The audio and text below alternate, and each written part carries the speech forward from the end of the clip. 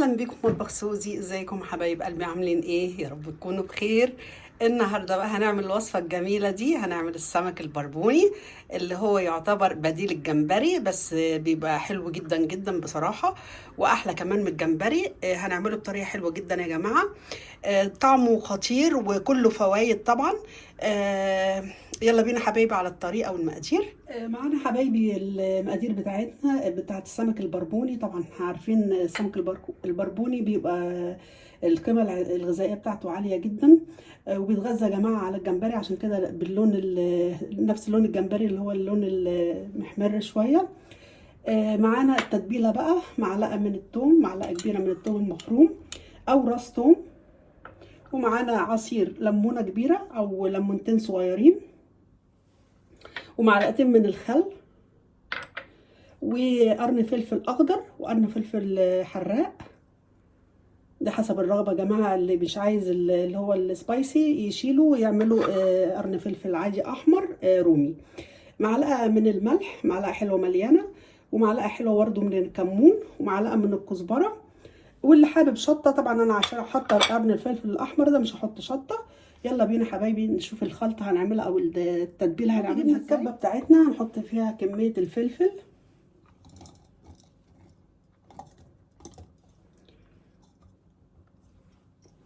وهنحط الثوم،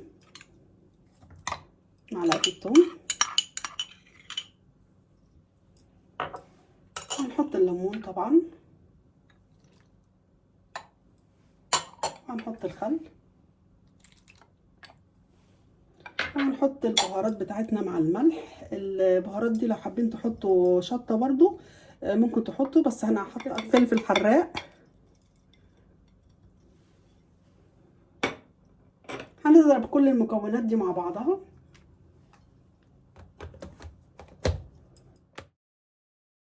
بعد ما ضربنا البهارات بتاعتنا او الدقه اللي هنحيق بيها السمك، زي ما انتم شايفين طحناها كويس جدا. اللي هيتبقى يا جماعه زي ما قلت لكم ده هنحطه في الفريزر او في التلاجة نحيق بيه اي حاجه تانية.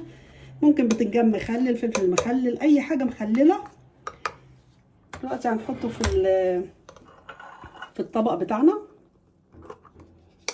عشان نحيق السمك.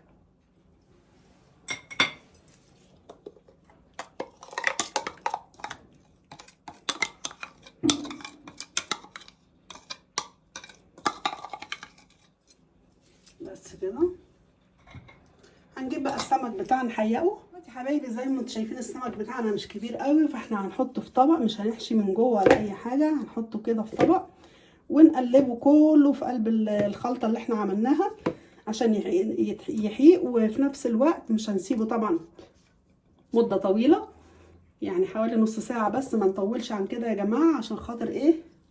نحس بطعم السمك. هنحط كده معلقه، الباقي ده طبعا مش هيترمي. هنقلب المكونات كلها مع بعضها مع السمك كده.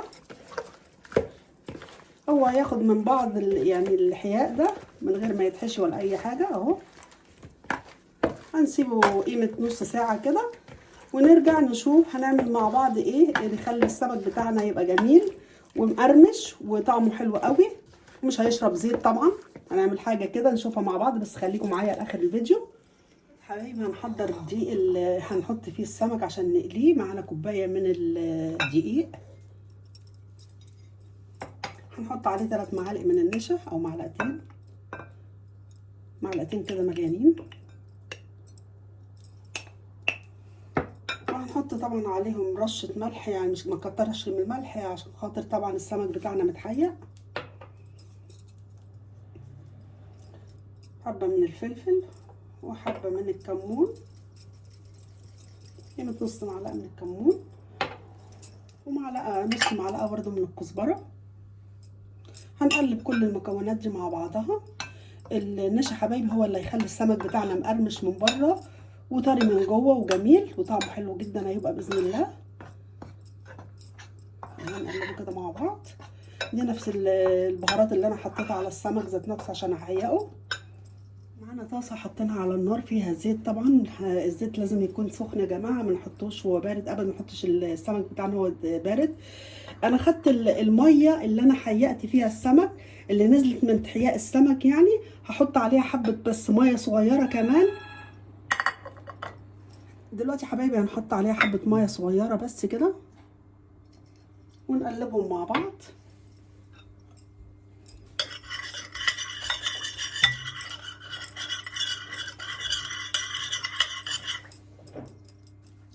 دلوقتي هناخد السمكية بتاعتنا، بس اهم حاجة ننضفها خالص من الحياء اللي عليها. بصوا انا خليتها نظيفة ازاي يا جماعة، يعني كل اللي عليها التوم ده عشان ما يتحرقش في الزيت بتاعنا. بصوا نضفتها خالص. هنحطها الاول في الدقيق، نحطها في الدقيق، بس اهم حاجة ننفضها كويس جدا من الدقيق اهو. هنشيل الدقيق خالص اللي عليها الاول كده اهو،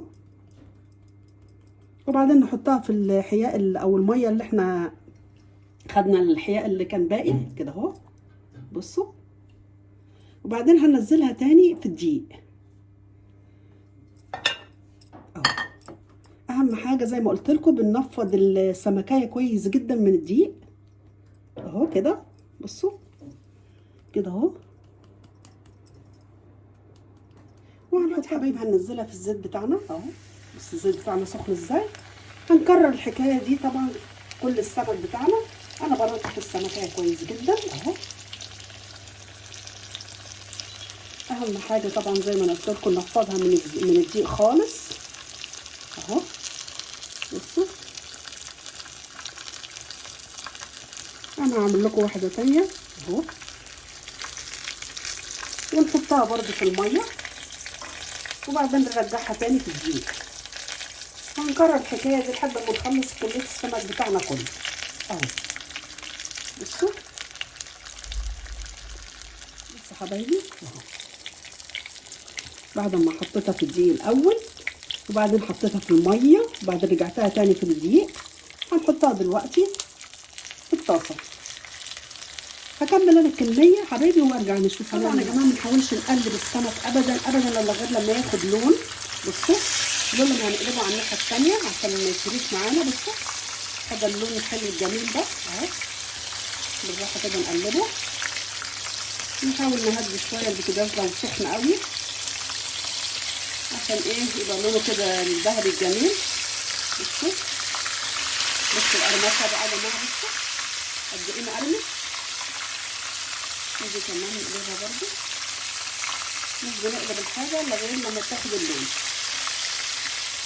هعمل كل طبعا الكميه بنفس الطريقه، ونرجع نشوفها بعد دلوقتي بعد ما السمك بتاعنا اخد اللون الجميل ده. بصوا الناحيتين في منتهى الجمال. هنطلعه على ورق مناديل، ورق المطبخ. مش قادره اقول لكم بقى الريحه بجد بجد تحفه. بصوا جميل جدا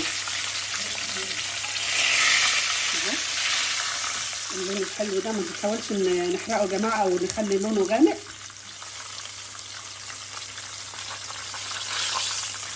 نصفيه من الزيت طبعا كويس جدا اهو.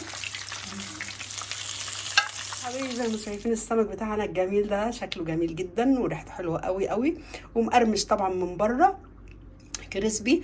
عملنا حلو بطريقه سهله خالص.